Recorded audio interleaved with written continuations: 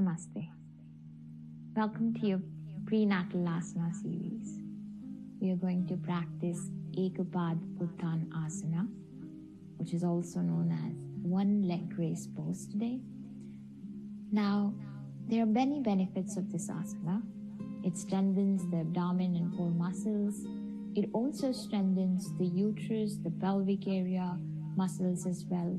It relieves constipation, helps improve the digestive system overall, and it's beneficial if there is slight leg cramps or there are varicose veins also for the women in the pregnancy condition. It's important that as this is a supine asana, you remember that if you're suggesting this to someone who is in their third trimester, that they lie down on their back only after bending the knees, preferably. And if that is uncomfortable, you can suggest the variation of the asana at any point in time. In the first 2 trimester also, it's recommended not to put too much pressure on the lower back. In the 3rd trimester specifically, if they're lying down on the back with legs straight, it can put a lot of pressure on the main blood vessels, hence stopping the flow of oxygen and blood for the child. So remembering this specifically for the supine asanas. And now, the way we enter into asana is bending the knees, gently lying down.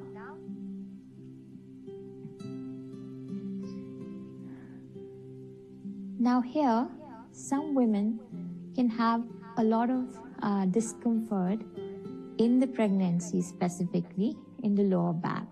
So you can also suggest them to either put a slight slim bed sheet, a slim cushion underneath their lower back. Or if they would like, they can just support their lower back with their hands. Once they have come into this, now specifically during the pregnancy phase, it's important that we are not giving any direct pressure to the uterus or the abdomen muscles.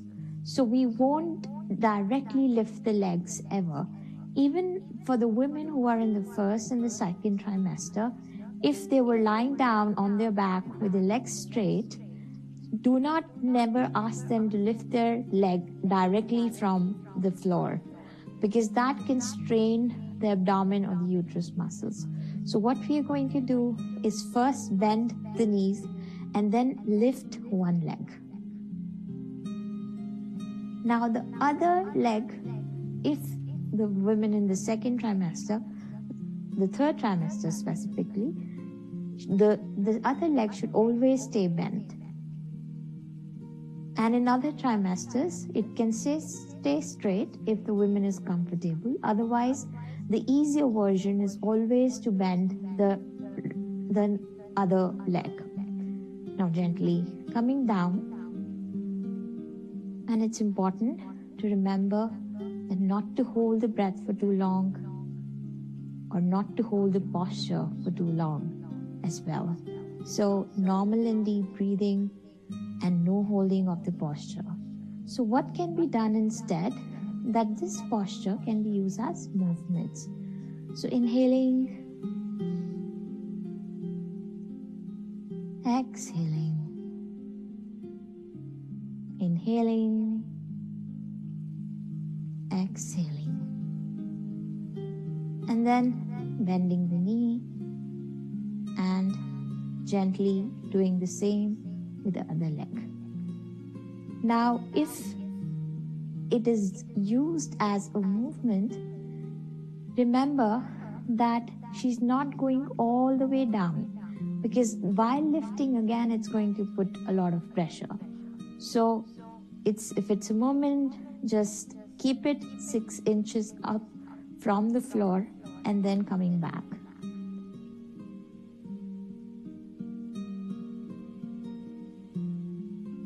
Otherwise, you can all just simply do is raise one leg, inhale, and then bend it back gently. Raise up the leg, inhale, exhaling and gently coming back while supporting the lower back. Now to come out of this asana, especially second and third trimester, always use the left side to come up, taking the support of the floor. Now there are some conditions where you should be avoiding this asana. One is lower blood pressure. If the woman has blood pressure lower, then it should be avoided. Second condition is if the woman has an asthmatic condition or any breathing issues, this should be avoided as well.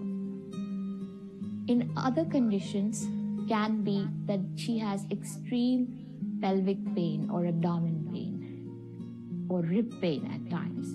In that case also it should be avoided.